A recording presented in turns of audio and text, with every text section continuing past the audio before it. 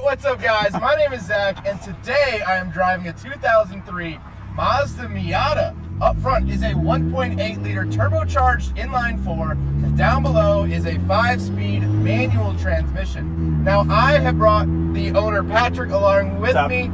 We're going to be talking about this car, what the heck is done to the engine, what is done all over the place.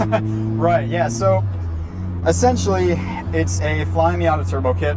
So that's running a GT 2560R for the turbo. So it's like a good, like mid-sized turbo. It still spools really quickly, but it can support like 300 wheel horsepower. Right now, it's actually at 200 wheel horsepower. There's a switch in the glove box. That's why you have the glove box open. Yep, so I can turn that up and we'll get a 240 wheel horsepower. This is what I run on track though. It's about like 200 wheel horsepower. So we'll see what you think of that first and then turn it up from there. But yeah, basically it's just like a bolt-on car. Other than that, I have Bilstein shocks with lowering springs, 500 foot-pounds in the front, 350 in the rear for the spring rates. Got a roll bar. For brakes on track, I run G-Lock R10s in the front and R8 rear. That's a good setup. This is a good spot. Is that third? This is third. Go second. Now go.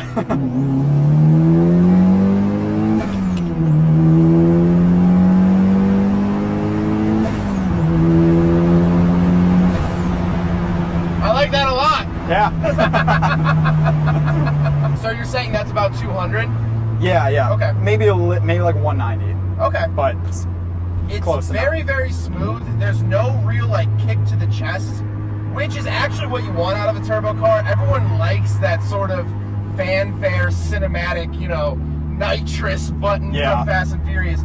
But it's actually very, very linear, which is very important for track driving. And basically just predictability, which I really like about this setup so far. Yeah, and yeah, it's interesting too because once I turn on the high map, it almost kind of feels like a fake K series. Like it builds literally the peak power is at like 7,300 RPM. Jeez. So you got to ring it out. What was the installation process like for the turbo and everything that you did? Was it hard? Was it easy? Was the kit kind of a full kit, half kit?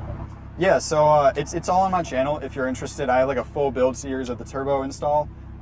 It's honestly not that hard, really truly. Like if you just dedicate putting the car on jack stands for like a month, you're fine. You can work as slow as you want and it's fine. The actual like process isn't hard, it's just time consuming. That's the thing. So really truly, if you're thinking about doing it, like it's if I can do it, you can do it, I guarantee it. Now, transmission and clutch, stock or? No, so the clutch is a Flyin Miata Stage 1. So that's good for about this power range. If you're going like high 200s, you might want to go Flyin Miata Stage 2. But that's it for transmission. It also has a lightweight flywheel. I forget the weight, but it drives pretty easy. Like it's not a super difficult clutch. I like it. And what shifter is this? Yeah, so it's a Miata Roadster tall and angled. Some people hate it because it's a little weird if you've never driven like a high shifter before, but I like it on track. It's very interesting. I don't think I've driven one with it, but I like it. And what blow-off valve is this? It's actually just recirculating, so it just goes right back into the system. I love the noise. It still makes noises though, so it's nice.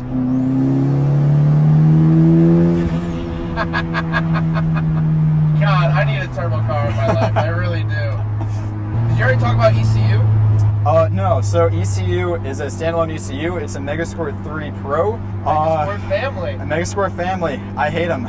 Really? Okay, they're a good budget option, but it is hard to tune some stuff. So, and this comes with any standalone car. AC. I still have AC, but I only really use it on the highway because it makes the car kind of drive like crap. And then startups are a little hit or miss. But I mean, honestly, as a budget option, like they're so good, it's fine. Is it a plug and play or was it a harness as well? Plug and play. Okay, awesome. Yeah. So what kind of track driving have you done with this car? Mainly just road course stuff. Just like open track days. That's what it's good at, you know? It's definitely not a competition car by any means. There's a lot wrong with, you know, especially like my suspension, pretty budget.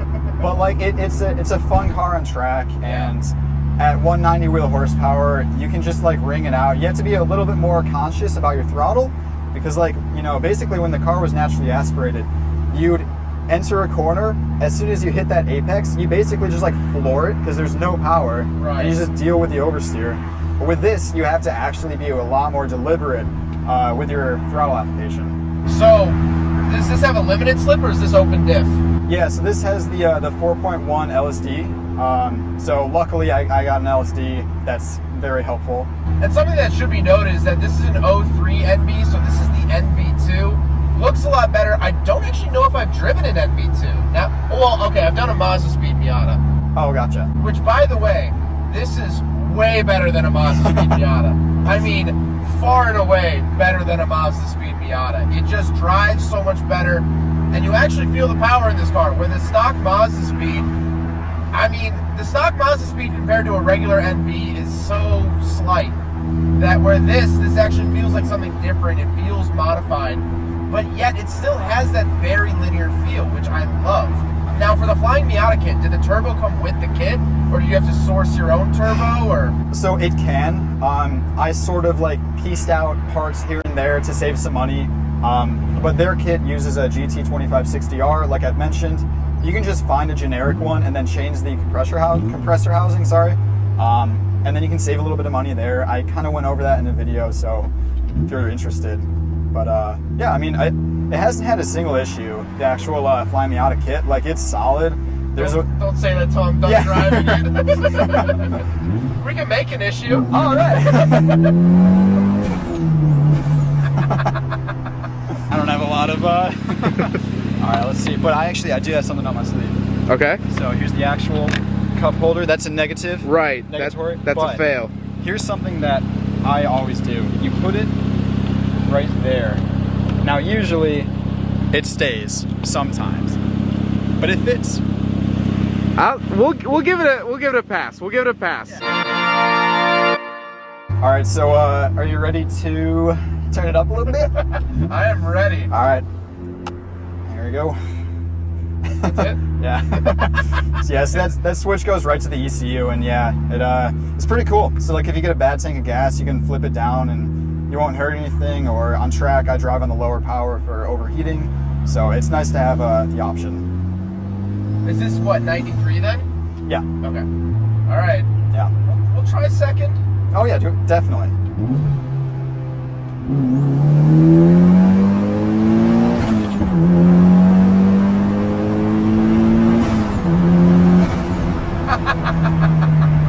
You definitely notice that difference. Yeah. That is a stern difference.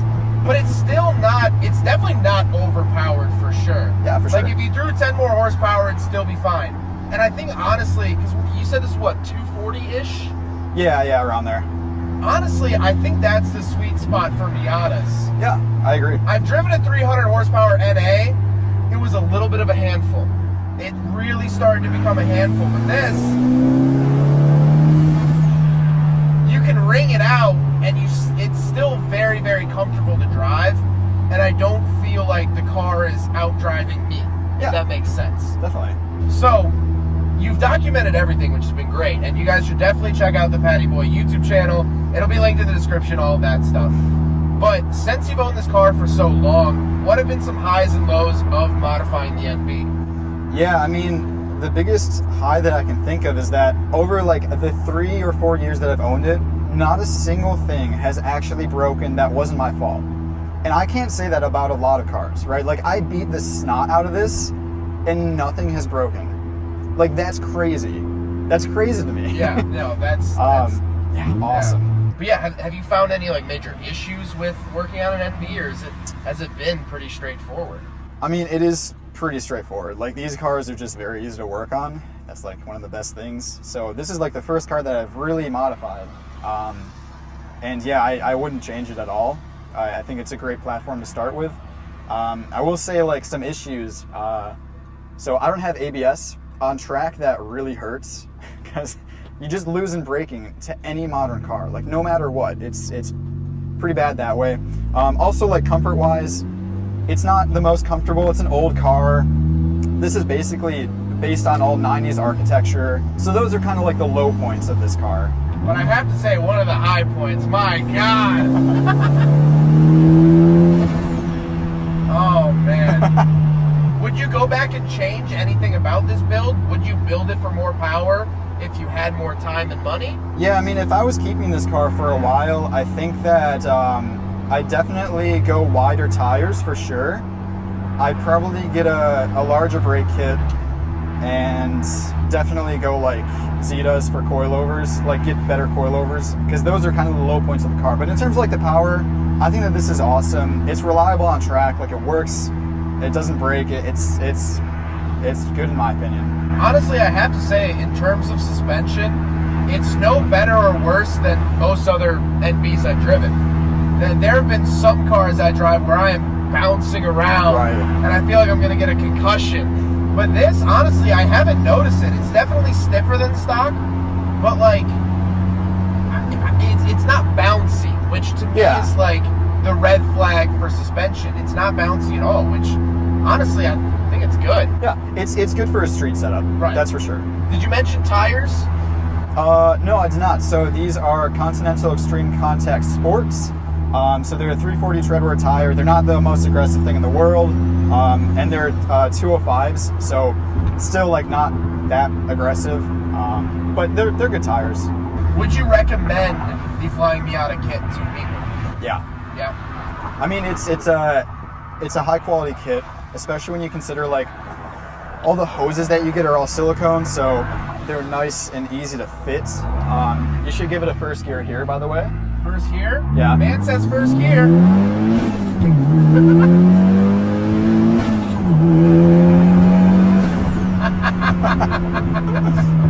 Oh man. Yeah, I mean it's a good kit. Yeah, Like yeah. let's be honest. Like it's good.